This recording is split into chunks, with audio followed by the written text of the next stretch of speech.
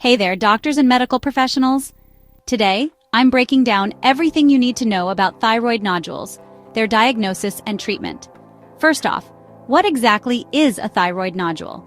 It's an abnormal growth of tissue in the thyroid gland. Believe it or not, up to 50% of the population has them, and most are benign. Now, there are different types of thyroid nodules. Single nodules, which have a higher risk of malignancy, and multinodular goiters, or MNGs, which are generally benign but can have suspicious nodules. So, how do we diagnose these?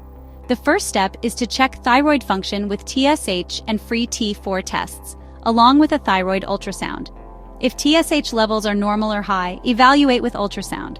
If TSH is low, you'll need a thyroid scintigraphy. Speaking of scintigraphy, let's talk about hot versus cold nodules.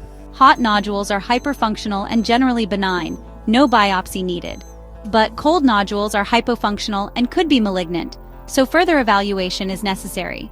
When assessing malignancy risk via ultrasound, look for certain features: hypoechoic structure, microcalcifications, irregular margins, a vertical length to horizontal length ratio greater than 1, and increased internal vascularization. If you see these, a fine needle aspiration biopsy or FNAB is required. Now, when exactly should you perform an FNAB? For hypoechoic nodules larger than 1 centimeter, isoechoic or hyperechoic nodules over 1.5 centimeters, and spongiform nodules larger than 2 centimeters, though that last one is optional. Suspicious nodules with malignancy signs should always be biopsied. Pure cystic lesions? They usually don't need a biopsy. Here are some key points to remember. If TSH is low and the nodule is hot, no biopsy is needed. If TSH is low and the nodule is cold, consider a biopsy. In cases of multinodular goiter, biopsies are crucial for dominant and suspicious nodules. FNAB results are classified using the Bethesda system.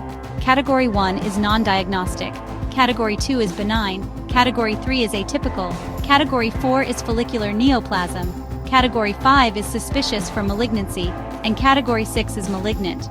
For Bethesda Categories 3 and 4, molecular testing might be recommended. Categories 5 and 6 usually require surgery. Speaking of molecular testing, recent advances in this area help reduce unnecessary surgeries. There are 3 main approaches: somatic mutation testing, gene expression analysis, and microRNA-based classification. For indeterminate nodules, these tests are a cost-effective alternative to surgery. In conclusion, a systematic approach to evaluating thyroid nodules is crucial. This helps avoid unnecessary biopsies and surgeries while ensuring early detection of malignancies. Thanks for watching, and stay tuned for more medical insights.